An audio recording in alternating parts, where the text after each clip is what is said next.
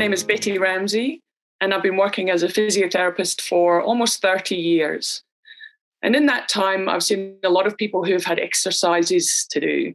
They might have been given them by a physio, they might have been told to be more active by the GP or another doctor. And often people have good intentions, but it doesn't always work out. So it might be starting off and then it fades away. It's kind of like a New Year's resolution. So things can be good in the beginning, but it's hard to keep it up. So what I'm going to go through now is a few questions that you might ask yourself that we're hoping will help you to get the physical activity side of things into your life and keep it going. So a great place to start, and this one is so important, is looking at why. Why are you going to be more active? And what's in it for you? So we know the benefits of physical activity. We know there's lots of benefits for your health, but what about the benefits for you day to day and the benefits for you in the future? And we often talk about this as an investment in your future. Things that you do now will have a big impact on your quality of life now and going forwards. So think about all those things that you would like to do. So some people talk about they would like to be able to keep going out and seeing friends. Being independent and living in the place you're in now is an important one for everyone. Some people talk about they like to keep in touch through hobbies or interests or clubs they might be involved in, or perhaps gardening or travel when things open up. All these things, you need to have a level of physical function that allows you to do it with enjoyment. So really thinking about why. And then the next thing that we'll look at is what will I do? And when we look at what we're going to do, there's lots of options. So we'll give you lots of resources and links to look at exercises you can do at home. You could also look at walking. That's a great form of exercise. So other people choose to go to the gym or a pool or join an exercise group. So if that's not for you, there's lots of things that you can do. And if that is for you, give it a go. If you're not sure, you can experiment and see what suits you best. But starting with a small amount is important. We want you to do something that feels enjoyable and achievable. So not something that makes you feel exhausted and you come home thinking, I'm never going to do that again. So you could set goals. For example, you might say, I want to go for a 10-minute walk 3 times in the week, if that's a challenge for you. If that's too easy or too much, you adjust it accordingly. We know from the research that people who write down their goals are twice as likely to achieve them. So you might get a piece of paper or a journal, write it down and stick it to the fridge, and then you'll be reminded of what to do. So in the beginning, remember that no amount is too small. That's important. Some movement is better than no movement, and no amount is too small to get started.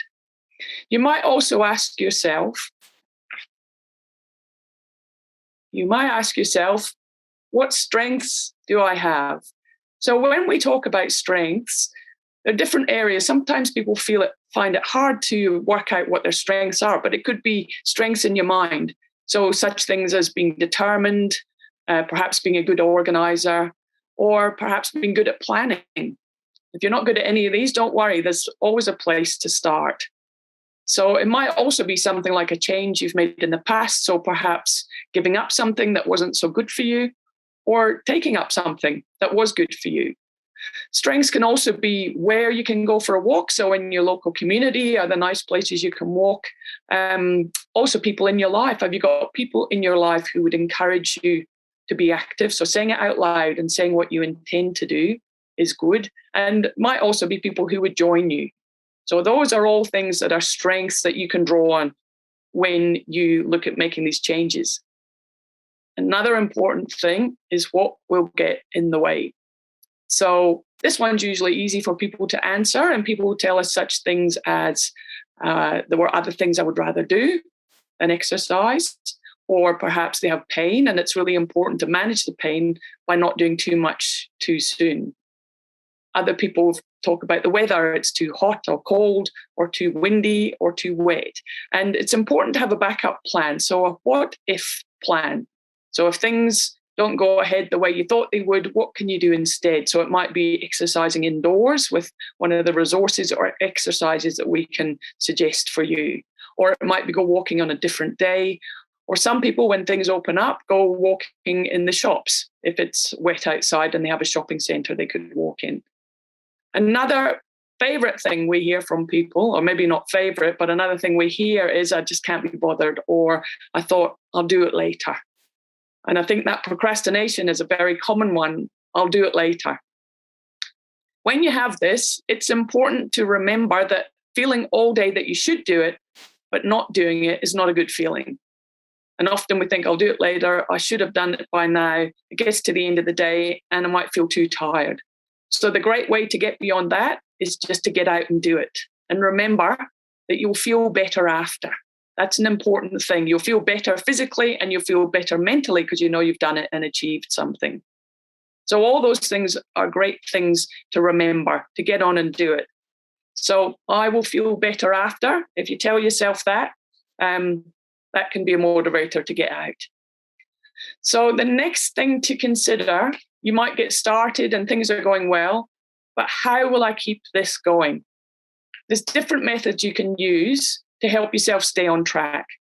And one that people use is to use a calendar and mark out on the calendar when you've gone for a walk or when you've done exercise or been to a group. So you could put W for walk or E for exercise, A for aqua, whatever it happens to be, and you can look back on the month and see how you're going. Other ways are to plan. It's really important to plan what you're doing. Rarely does it just come about that you think, I'll get up and get out now. So planning is good, to look in your diary and block out the times, think I'll go for a walk on these days this week, or I'll do my exercises on these days.